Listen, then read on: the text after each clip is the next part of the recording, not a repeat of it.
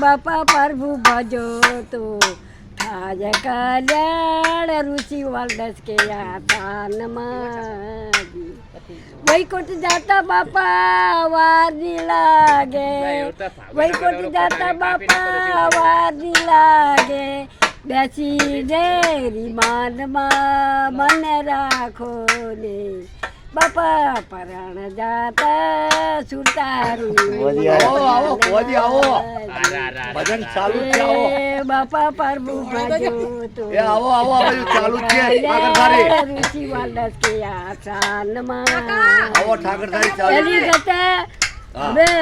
માં ગા હારું માં ભજન ગા હારું ઉતા મને ભજન આવડે ને માતાજી કોણ હે છે ભાઈ અમારા જમાઈ થાય ઈ ભાઈ આ કોણ હે અત્યારે કઈ કેવું જ નથી જો એકદમ ઓછી ચાલુ નાખે ને જમાઈ થાતા હોય મને નહીં ઓળખતી તું ઓળખું છું હું શું કહું કને જમાઈ છે કોણ હે કે હું એમ કે ને મેં કીધું ને આ પર તું કે ને હું કોણ હું કઈ આ પર હા કે હું કે હેડો છે કોણ હે મારો છોકરો હા હવે રહી રહી ને નહીં ઓળખતી હોય પણ હું અલગથી કે જાણવા જેવું છે લગા જોયા બાર આવે તબિયત વિરંગમ લઈ ગયા વિરંગમ લઈ ગયા મારા બેટા 10,000 રૂપિયા કહેતો આયા નોર્મલ ડિલિવરી કરી પછી રિક્ષા લઈ ગયેલા તો રિક્ષા લઈને આયા દાખલ કરી એની જતે આ બધા સમજવાના દાખલા સમજે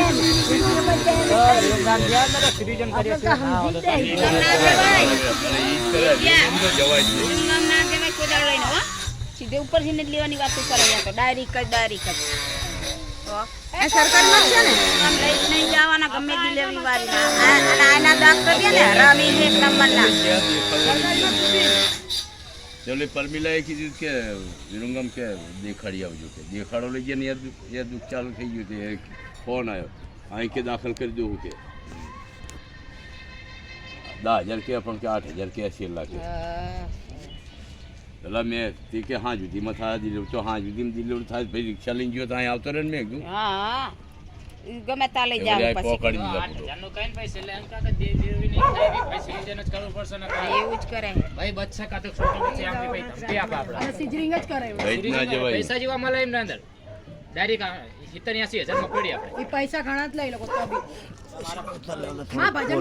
કા એ બધો પતાઈ દીધો ભજન ગાય બસ એટલે ભજન એક હેડો છે કાદુ હલકારો હવે નહીં ગાગા કરું મગજ જતું રહ્યું એક તો હા પણ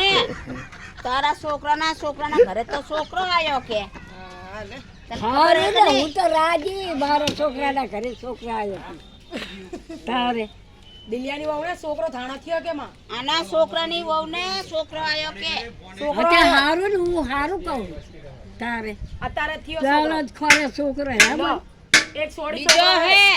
બીજો પેલા ખોરે છોડીને બીજા 2 છોકરા થયા આવે